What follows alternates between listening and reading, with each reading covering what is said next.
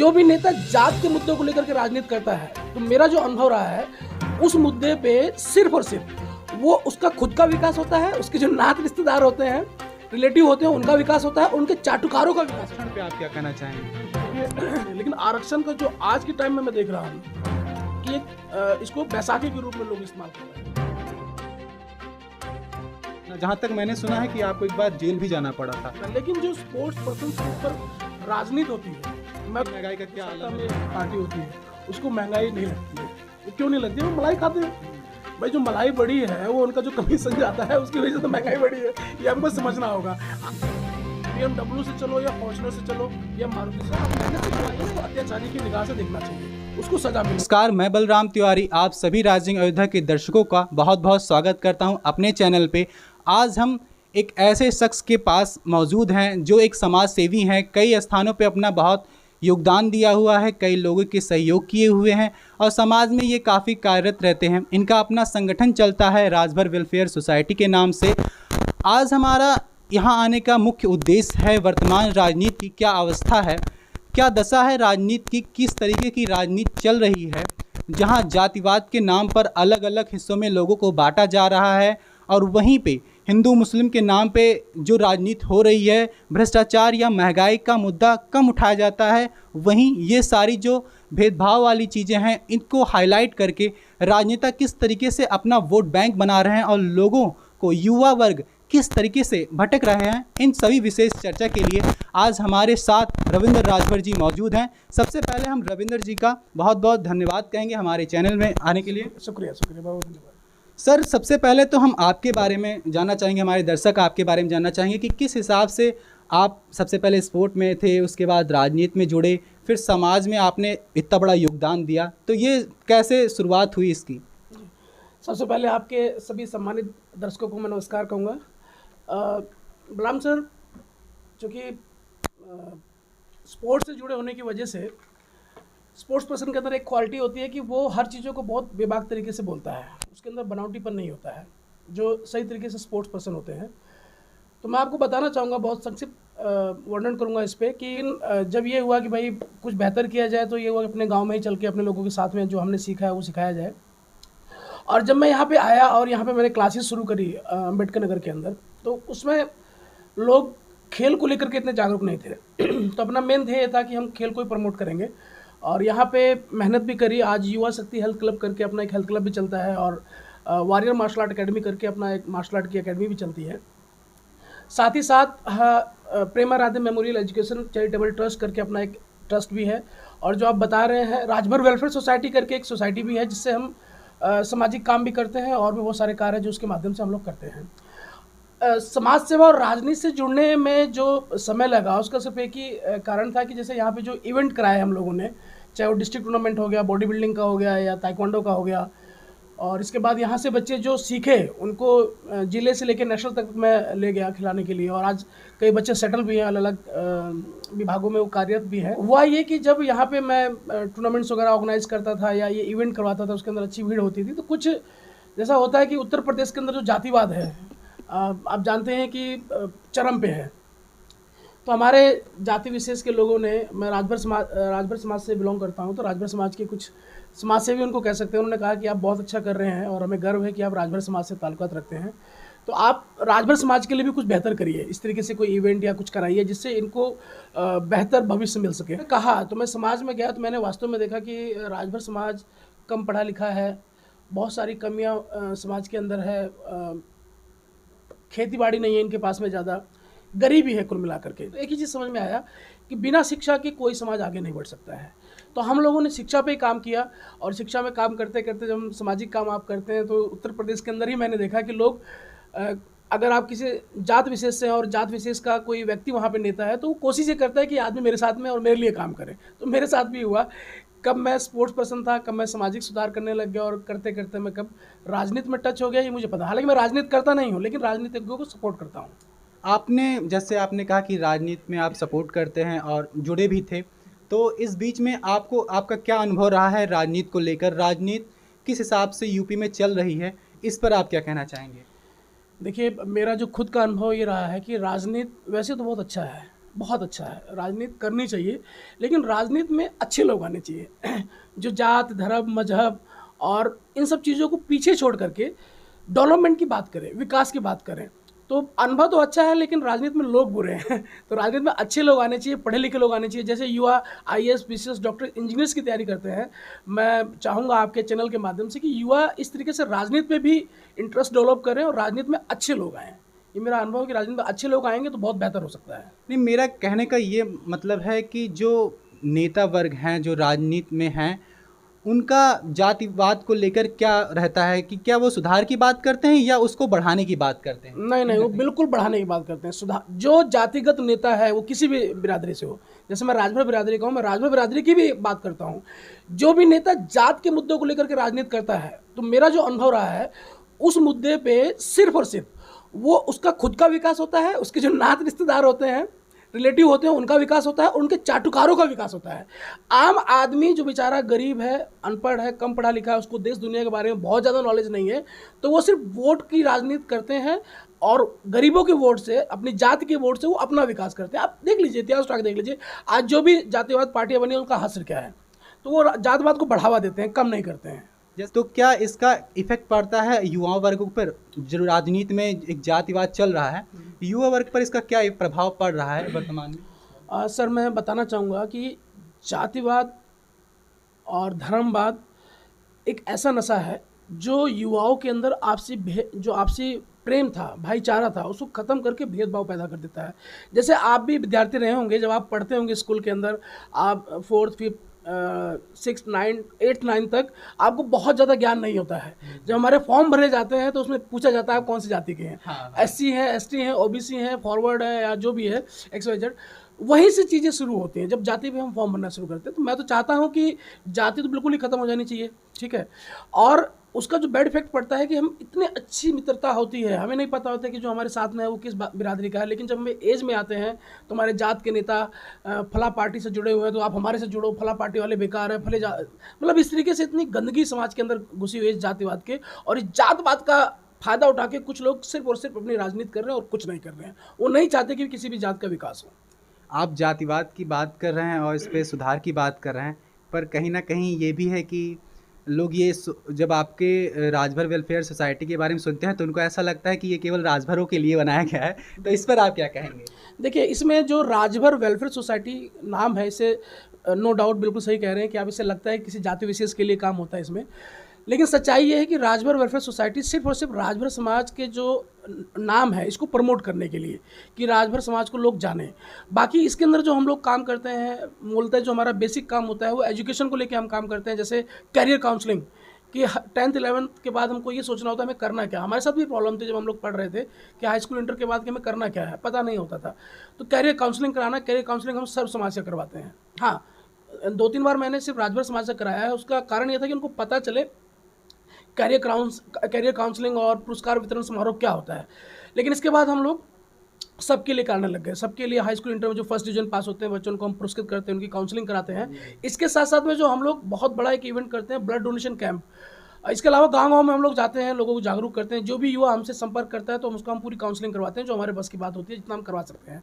इसके बाद जो ब्लड डोनेशन कैंप हम लोग करते हैं, ब्लड डोनेशन तो ये मान के चलिए हम लोग जब से कर रहे हैं, जब यहाँ पे जिला ब्लड बैंक नहीं था, सिर्फ एक ब्लड बैंक था मेडिकल कॉलेज के अंदर। और ब्लड जब हम डोनेट करते हैं तो ऐसा नहीं है सिर्फ राजभर समाज के लोग ही हमारे इस कैंप में डोनेट करते हैं, हर समुदाय के लोग आते हैं, डोनेट करते हैं। और इसके बाद जो हो वो डोनेशन हम करते हैं, अगर किसी को ज़रूरत पड़ती है तो किसी भी जात धर्म मजहब का व्यक्ति होता है उसको वो डोनेशन मतलब वो ब्लड उपलब्ध कराते हैं। और ये पुनीत कार्य है। मैं चाहूँगा आपके चैनल के माध्यम से कि एक डर होता है ब्लड डोनेशन का, हमारे जितने भी साथी इस वीडियो को देखें और खासकर युवा वर्ग, वो साल में कम से कम 2 बार ब्लड डोनेशन जरूर करें। जहाँ तक हमने सुना है कि आपको ब्लड डोनेशन का रक्तदाता वो भी अवार्ड भी मिला है इसके हाँ हाँ, ये कितनी बार आपने रक्तदान किया होगा? लगभग मैं ऑन रिकॉर्ड 23 बार मैं कर चुका हूँ, 22 बार कर चुका हूँ मैं, अब की बार 23वीं बार होगा। और सर्वश्रेष्ठ रक्तदाता का 2 बार से 2019-2020 से मुझे मेडिकल कॉलेज PGI से सम्मानित किया जा रहा है। मेरी संस्था को भी सम्मानित किया जा रहा है। मेरे लिए गर्व की बात है। इसका देखिए मोमेंटो भी रखा हुआ है, आप देखेंगे, रविंद्र राजभर।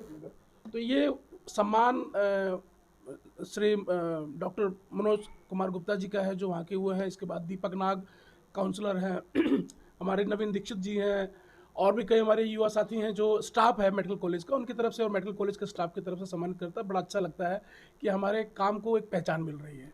जैसा हमारा जो आज का मुद्दा था, आज की बातचीत थी, वो एक जाति वर्ग या इस तरीके की जो बंटवारे की राजनीति हो रही है इस पर थी। तो जैसे कहीं ना कहीं राजनेताओं में या राजनीतिक पार्टियों में ये देखा गया है कि जैसे वर्तमान में ही देखा गया है, कुछ दिन पहले की ही बात है कि बसपा सरकार ब्राह्मण समाज को लेकर एक अलग अलग संघ वो बना रहे हैं, सभाएं कर रहे हैं, और ऐसे ही और सभी पार्टियां अलग अलग वर्ग के लोगों का सपोर्ट कर रही हैं। तो आप इन लोगों को क्या कहना चाहेंगे, या ऐसी राजनीति को आप किस दृष्टिकोण से देखते हैं? देखिए, इस राजनीति की जो शुरुआत हुई, हमारे कुछ बैकवर्ड या SC ST के लोगों ने जो इस संगठन बनाया था, उनका विज़न कुछ और था। जैसे मैं मान्यवर काशीराम साहब के बारे में बात करता हूँ। मान्यवर काशीराम हमेशा ये चाहते थे कि समानता आए, जो दबे कुचले लोग हैं उनको एक मंच मिले और वहाँ से वो आगे आए। लेकिन उनका मकसद ये सिर्फ नहीं था कि जातिवाद को बढ़ावा देना। आज क्या हो रहा है कि जो उनका मिशन था, बाबा साहब के मिशन पे वो चल रहे थे, माननीय काशीराम साहब जी, कि समाज में समानता हो, है ना, समानता हो, सब एक दूसरे से मिल के रहें, कोई किसी के ऊपर अत्याचार ना करें। लेकिन हो यहाँ उल्टा रहा है कि जैसे मैं मान लीजिए राजभर समाज से बिलोंग करता हूँ और मैं राजभर समाज का नेता बन जाता हूँ। राजभर समाज का नेता बनने के बाद मैं क्या करता हूँ, सिर्फ अपने लोगों को एकजुट करता हूँ और अपने लोगों में दूसरे जात या समुदाय के बारे में उनके अंदर एक नफरत की भावना पैदा करता हूँ कि जब देश आज़ाद नहीं था तो हमारे पास अत्याचार होता था, हमारे साथ ये होता था, वो होता था। हो क्या रहा है समाज में? सिर्फ राजनीति हो रही है। मैं ये कहता हूँ, अत्याचारी किसी भी समाज, धर्म, समुदाय का हो, किसी जात का हो, अगर वो अत्याचारी है तो उसको अत्याचारी की निगाह से देखना चाहिए, उसको सजा मिलनी चाहिए। इसके बाद जिसके ऊपर अत्याचार हो रहा है, चाहे वो पंडित जी हो, चाहे ठाकुर हो, चाहे वो किसी भी फॉरवर्ड से हो, बैकवर्ड से हो, SC ST OBC हो, अगर किसी के ऊपर अत्याचार हो रहा है और हम देख रहे हैं तो ये गलत है। वो अत्याचार रुकना चाहिए और उसको सपोर्ट करना चाहिए जिसके ऊपर अत्याचार होना चाहिए। यही संविधान हमको बताता है और देश संविधान से चलता है। जैसे है आरक्षण एक ऐसा मुद्दा रहा है कि जिसपे हर एक पार्टी ने इसका वो फायदा उठाया है। तो आरक्षण पे आप क्या कहना चाहेंगे? देखिए, आरक्षण तो बहुत बड़ा मुद्दा है, लेकिन आपने बात रखी है तो आरक्षण, जो जितना मैंने पढ़ा है, जितना मैंने इसको समझा है आरक्षण को, आरक्षण उनके लिए था, इसको आप सुनिएगा मेरी पूरी बात को, कि जैसे बहुत गरीब आदमी है या उसको शिक्षा का वो नहीं मिल रहा है तो उनको कैटेगराइज करके उनको ये मौका दिया जा रहा था कि इतना उनको मिलना ही मिलना है, इतना परसेंटेज आरक्षण उनको मिलना ही मिलना है। और उसका बहुत लाभ भी मिला समाज को। आरक्षण होना चाहिए था, अगर नहीं होता तो लोगों का वो विकास नहीं हो पाता जो आज 21वीं सदी में हम लोग हैं, जो हो पाया है वो नहीं हो पाता। अब एक सिंपल सी जो बात है, मेरा जो मानना है कि आरक्षण का जो व्यक्ति लाभ ले चुका है, चाहे वो OBC हो, चाहे वो SC ST हो, किसी भी जाति का हो, अगर वो एक IAS या PCS, एक डॉक्टर इंजीनियर बन गया है, तो मैं ये नहीं कहता कि मिलता तो वो नहीं, लेकिन आरक्षण का जो आज के टाइम में मैं देख रहा हूँ कि इसको बैसाखी के रूप में लोग इस्तेमाल कर रहे हैं। आरक्षण को लेकर के लोगों ने एक मानसिक धारणा बना दी है, उस हिसाब से हार्डवर्क नहीं करते हैं। मैं सबकी बात नहीं कर रहा हूँ, इसको हमारे जो सम्मानित दर्शक है अन्यथा नहीं लेंगे, समझने की कोशिश करेंगे कि आरक्षण जरूरी है। जो चाहे वो किसी भी समुदाय का हो, अगर गरीब है, उसको परेशानी है, उसको आगे बढ़ने का मौका नहीं मिल रहा है, उसको वो नहीं हो रहा है, तो उसको आरक्षण मिलना चाहिए जिसके माध्यम से वो आगे बढ़ सके। लेकिन आरक्षण का लाभ लेने के बाद अगर आप आगे निकल जाते हैं तो मेरा ये मानना है कि वो आरक्षण जो है वो आप अन्य लोगों के लिए छोड़ देना चाहिए। आपको खुद को जब आप लाभ लेकर के आगे बढ़ चुके हो तो जो आपके ही समाज के, जैसे मैं राजभर समाज को, अगर मैं बैकवर्ड का या हमारा भी समाज ST के लिए मांग कर रहा है, क्योंकि वही बहुत गरीब और मैंने बताया कि अशिक्षित है, ST का आरक्षण के लोग संघर्ष कर रहे हैं, तो उनको मिलना चाहिए। और मिलने के बाद जो लोग उसका लाभ लेते हैं, जैसे मैंने उसका लाभ लिया, मैं उस लायक हो गया, फाइनेंशियली मजबूत हो गया, हर तरीके से मैं मजबूत हो गया, तो अब मुझे ये कोशिश करना चाहिए कि आने वाली जनरेशन उसका लाभ ना ले, वो व्यक्ति ले जिसको इसके बारे में पता नहीं है, और मेरा ये कर्तव्य बनता है कि मैं उसको जागरूक करूँ उसके लिए। तो आरक्षण ठीक है, लेकिन इसको लेकर के जो एक गलत विचारधारा लोगों के दिमाग में डाली जा रही है, ये नहीं होना चाहिए। तो आपका कहने का सीधा मतलब ये है कि जो आरक्षण को लेकर एक सबल बन चुके हैं, उनके पास हर एक चीज़ सुविधा हो गई है, जिनको उस चीज़ की ज़रूरत नहीं है तो उन्हें उस चीज़ का उपयोग ना करके उनके लिए छोड़ देना चाहिए जिनको ज़रूरत है इस चीज़ की। आप चूँकि समाज से जुड़े हुए हैं, काफ़ी कार्यक्रम आपने आयोजित किए हैं, काफ़ी चीज़ों क्षेत्रों में गए हैं, तो कहीं ना कहीं आपको समस्याओं का सामना, जहाँ तक मैंने सुना है कि आपको एक बार जेल भी जाना पड़ा था, जी तो एक सामाजिक कार्यकर्ता होने के नाते किन किन समस्याओं को आपको जूझना पड़ जाता है कभी कभी, इसके बारे में बताइए थोड़ा। जी बिल्कुल, ये बहुत ही अच्छा सवाल है आपका सर। मैं बताना चाहूँगा एक सामाजिक कार्यकर्ता जो कि नेता नहीं होता है, उसको एक नहीं बहुत सारी समस्याओं से जूझना पड़ता है। चाहे कोई अच्छा हो चाहे कोई बुरा हो, अगर वो नेता के पास हर कोई अप्रोच नहीं कर पाता है, लेकिन अगर वो जानता है कि सामाजिक कार्यकर्ता है तो उसके पास हर कोई अप्रोच कर लेता है। मेरे साथ भी एक ऐसा केस हुआ, मुझे भी जेल जाना पड़ा, और जेल तो बड़े बड़े महान पुरुष गए हैं। मैं ये नहीं कहता कि मैं महान पुरुष हूँ लेकिन चाहे हमारे समझ रहा था, जान रहा था, वकील से मैंने बात किया और लोगों से बात किया, तो ये मामला एकदम क्लियर था कि उलझाया जा रहा है। तो मुझे लगा कि मेहनत किया जाए, ये लोग बच जाएंगे, बेगुनाह लोग बच जाएंगे। लेकिन हुआ ये कि कुछ राजनीतिक लोग और उनके चमचे, उन लोगों ने मिल करके मुझे इसलिए फंसाया क्योंकि हम लोग इतना सामाजिक काम कर रहे थे रेगुलरली। 70 दिन की मैंने यात्रा शुरू करी थी। मैं 70 दिन गाँव में था, गाँव में गरीबी देख रहा था, कैसे लोग जीते हैं, क्या कारण है कि वो आगे नहीं बढ़ रहे थे। तो लोगों का प्यार और आशीर्वाद मुझे मिल रहा था, तो वो देख करके उनको ये लगा कहीं ये समाज का नेता ना हो जाए क्योंकि ऐसी कोई मंशा नहीं थी। हाँ, सपोर्टर में था, नेताओं का सपोर्ट करता था मैं नेताओं को, तो उनके मन में डर बैठ गया। तो कुछ लोगों ने साजिशन, राजनीतिक द्वेष के कारण हम लोगों को, मुझे फंसाया और मैं जेल गया। और मुझे पूरा विश्वास है, मुझे न्यायपालिका भी पूरा विश्वास है, माननीय न्यायालय भी मुझे विश्वास है कि मैं बाइज्जत बरी होऊंगा। क्योंकि जो चार्जशीट भी है उसके अंदर भी अगर मैं आपको चार्जशीट देता हूँ तो मेरे ऊपर 120 बी षड्यंत्र, और 120 बी का ये बताया जाता है कि आप लंदन में भी बैठे हो या अमेरिका में बैठे हो या देश के किसी कोने में हो, और आपका नाम अगर उसमें डालना चाहे पुलिस, तो षड्यंत्रकर्ता के नाम पे 120 बी बना करके वो आपको डाल सकता है। क्योंकि जो 6 लड़के उसमें जिनको उठाया गया है, आप चार्जशीट चेक करेंगे, मैं आपको दे सकता हूँ, जो हमारी दाखिल हुई थी उसमें ना तो उनके नाम से FIR है, ना जो व्यक्ति लापता हुआ है अभी तक उसका पता नहीं चला है। कि ये भी नहीं है कि जैसे क्या हुआ उसके साथ में क्या नहीं हुआ, लेकिन ये है कि साजिशन, और ये समाज से, हर समाज सेवी के ऊपर जो ईमानदारी से समाज सेवा करेगा उसको राजनीतिक लोग और कुछ धूर्त किस्म के लोग जो चाटुकार होते हैं नेताओं को उलझाने की कोशिश करते हैं। लेकिन मेरे साथ समाज खड़ा है, मेरे लोग खड़े हैं, मुझे इतना आशीर्वाद प्यार दिया। हाँ, इससे कुछ मानसिक रूप से थोड़ा सा टेंशन हुआ था कुछ दिनों के लिए, ये क्या हो गया। तो कैसे आपने उस समय सिचुएशन को संभाला? आप डिमोटिवेट तो नहीं हुए? नहीं, बिल्कुल। उस समय मेरा ये स्थिति थी कि मैं बहुत डिमोटिवेट हो गया था, बहुत ही मानसिक रूप से। अभी भी देखो बात कर रहा हूँ तो नर्वस हो रहा हूँ मैं उसका रीज़न क्या है कि जैसे मैं आपके लिए लड़ाई लड़ता हूँ, जी जी, ठीक है, तो मुझे पता होता है कि मेरा क्या है। लेकिन जब एकदम से मेरे ऊपर प्रॉब्लम आई, मैं जानता हूँ राजभर समाज में ऐसे लोग नहीं हैं कि मेरी पैरवी कर सके। और हमने उस समय हमारे यहाँ के जो सांसद, वर्तमान सांसद हैं माननीय रितेश पांडे जी, उन्होंने मुझे सपोर्ट किया। वो जानते थे, मैं उनसे जुड़ा हुआ था, वो जानते थे कि मैं ऐसा कोई काम नहीं कर सकता। लेकिन बाकी लोगों ने तो मुझे उलझाने का सिर्फ काम किया।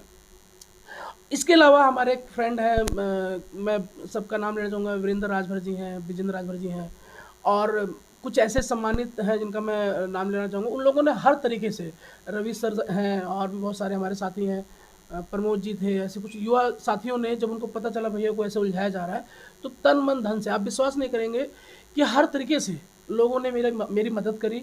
सर जैसे राजनीति की बात करते हैं, आप स्पोर्ट्स से भी जुड़े हुए हैं। कुछ समय पूर्व मेजर ध्यानचंद जी पे राजनीति हुई थी कि स्टेडियम का नाम क्यों बदला जा रहा है, या तो जो नाम बदले जा रहे हैं, या इस चीज़ पे, इस पे आप क्या सोचते हैं या क्या देखते हैं कि स्पोर्ट का कोई भी काम हो रहा है या स्टेडियम या कोई अवार्ड दिया रहा है, तो क्या खिलाड़ियों के नाम पर ना हो, या किस हिसाब से इस चीज़ को देखते हैं? देखिए बलराम सर, आप भी स्पोर्ट्स से जुड़े हुए हैं, आप भी नेशनल प्लेयर हैं, मैं जानता हूँ इस चीज़ को। स्पोर्ट्स में तो राजनीति नहीं होना चाहिए। देखिए, जो खिलाड़ी होता है ना, इतना पसीना बहाता है, इतनी मेहनत करता है, लेकिन जो स्पोर्ट्स पर्सन के ऊपर राजनीति होती है, मैं तो सभी जितने भी सम्मानित राजनीतिक पार्टियां हैं देश के अंदर, सबसे मैं अनुरोध करूंगा आपके चैनल के माध्यम से कि स्पोर्ट्स पर्सन को समझें और उसकी भावनाओं से ना खेलें। अगर आपको, जैसे आज ओलंपिक से हमारे देश में कोई मेडल लेके आता है, अब तो कुछ सरकार की जो मंशा है वो चेंज हो रही है। जो हमारे पुराने खिलाड़ी रहे हैं, नो डाउट उनके नाम से स्टेडियम होने चाहिए। जो स्पोर्ट्स पर्सन है, जो इनकी फेडरेशंस होती हैं, एसोसिएशंस होती हैं गेम्स की, जैसे कुश्ती का है, या मान लो एथलीट का है, या बॉक्सिंग का है, किसी भी उसका जो आपका ये कह सकते हैं जो एसोसिएशन, उसके अंदर स्पोर्ट्स पर्सन ही जाने चाहिए। जैसे मैं खुद Uttar Pradesh body building association से जुड़ा हुआ हूँ, मीडिया प्रभारी हूँ मैं उत्तर प्रदेश का, और साथ ही जिला Ambedkar Nagar body building association का प्रेसिडेंट भी हूँ मैं। तो उसके अंदर खिलाड़ियों को लेके आना चाहिए, और खिलाड़ी को जितना हो सके उनको प्रमोट करना चाहिए। देखिए, उनके लिए सबसे बड़ी दिक्कत जो होती है वो आर्थिक होती है। तो मैं सभी नेताओं से अनुरोध करूंगा उनके ऊपर राजनीति करके उनको आर्थिक रूप से सपोर्ट करें, और वो बिल्कुल नीरज चोपड़ा की तरह या हमारे जो और खिलाड़ी हैं जो ओलंपिक में की मेडल लेके आए हैं, जिस तरीके से आज सरकारें सपोर्ट कर रही है, अगर सपोर्ट करेंगे तो आने वाले समय में जैसे चाइना और अमेरिका मेडल्स लेके आते हैं, हमारा देश भी लेके आएगा। थोड़ा समय लग रहा है, लेकिन जो हमारी नई पौध तैयार हो रही है उसमें वो संभावनाएं दिख रही है कि वो ओलंपिक से मेडल ला सकता है। इसमें राजनीति नहीं होना चाहिए। ये काफ़ी ज़रूरी है कि स्पोर्ट पे राजनीति ना होकर उनको सपोर्ट किया जाए, क्योंकि बहुत अच्छे खिलाड़ी हैं जो आगे बढ़ना चाहते हैं, तो उनका सपोर्ट होना चाहिए। आज का जो सबसे बड़ा मुद्दा देखा गया है कि जिस पे बात भी बहुत कम राजनेता करते हैं और अलग चीज़ों पे होते हैं, वो ये है कि महंगाई है, भ्रष्टाचार है, रोज़गार की बातें हैं। तो इस पर आप क्या कहेंगे? क्योंकि जब भी बीजेपी सरकार को इस पे सवाल उठाए जाते हैं तो महंगाई को लेकर तो कहती है महंगाई तो है ही नहीं। आप जब लोगों के साथ मिलते हैं, बातचीत होती है, तो आपको क्या लगता है कि महंगाई का क्या आलम है, लोग कितने परेशान हैं इस चीज़ से? देखिए सर, मैं आपको बताना चाहूँगा कि जो भी रूलिंग पार्टी होती है, जो सत्ता में पार्टी होती है, उसको महंगाई नहीं लगती है। वो क्यों नहीं लगती है? वो मलाई खाते हैं भाई। जो मलाई बड़ी है वो उनका जो कमीशन जाता है उसकी वजह से तो महंगाई बढ़ी है, ये हमको समझना होगा। आज लोग सरकार में क्यों आना चाहते हैं, सरकार क्यों बनाना चाहते हैं, सरकार में रह करके क्यों वो राज करना चाहते हैं? सिर्फ पैसे के चक्कर में। देखिए, जो समाज सेवा करना चाहता है, मुझे नहीं लगता कि वो राजनीति में वो आता है, वो किसी भी तरीके से समाज सेवा करता है। और ये सही बात है कि महंगाई को कोई रोक भी नहीं सकता, और महंगाई दिन प्रतिदिन ऐसी बढ़ती रहेगी समय के हिसाब से। और अगर कोई कहता है सरकार की हम महंगाई रोक देंगे, तो वो सरासर जमूलेबाजी, झूठ बोलते हैं। हाँ, अगर राजनीति से भ्रष्टाचार खत्म हो जाए, जो एक कमीशनबाजी होती है, कमीशन जो दिया जाता है, कोई टेंडर पास होता है तो पता चला कि एक छोटा सा टेंडर पास हुआ, उसकी जो कुल लागत 1 करोड़ है, लेकिन जब वो सही मायने में, लेकिन जो टेंडर लेता है उसको भी कमाना होता है, जो अधिकारी होते हैं नीचे से लेकर ऊपर तक उनको भी कमाना होता है, तो वो परसेंटेज बढ़ जाता है। अगर अधिकारी लोग, मैं ये नहीं कहता ना लें भाई, जब खाने के लिए बैठे नियत है तो थोड़ा सा कम कर दें, अपनी परसेंटेज कम कर दें, भ्रष्टाचार खत्म हो जाए, महंगाई पे काफ़ी हद तक हम लोग लगाम लगा सकते हैं। लेकिन अगर हम ये कहें कि कोई भी सरकार आकर के हम महंगाई खत्म कर देंगे, तो ऐसा नहीं है।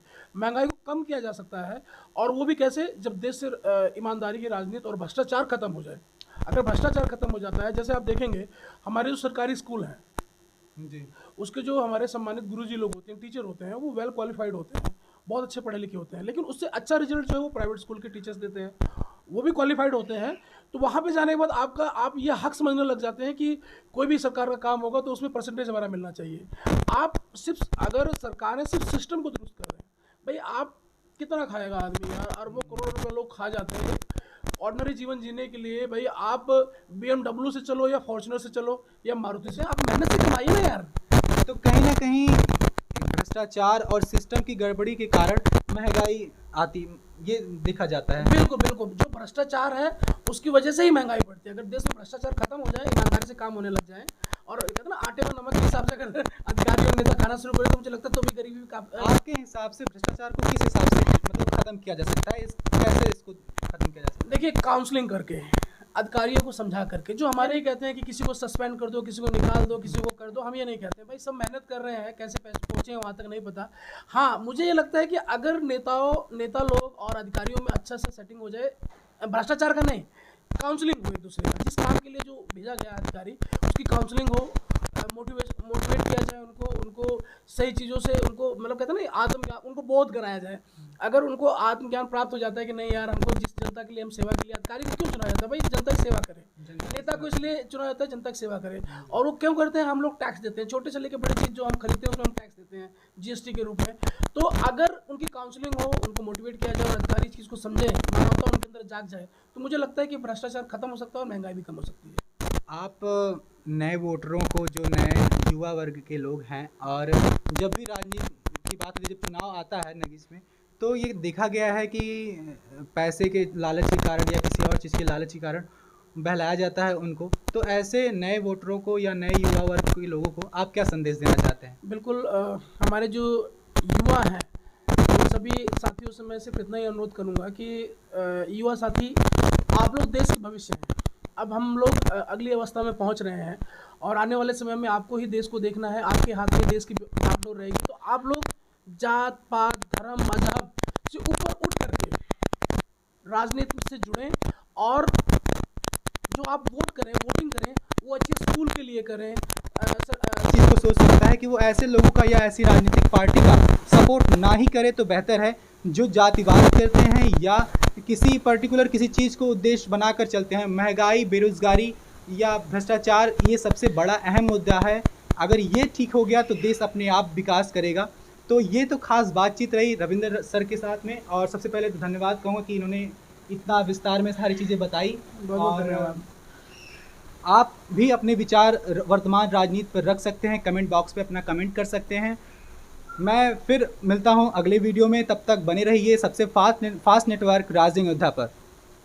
धन्यवाद।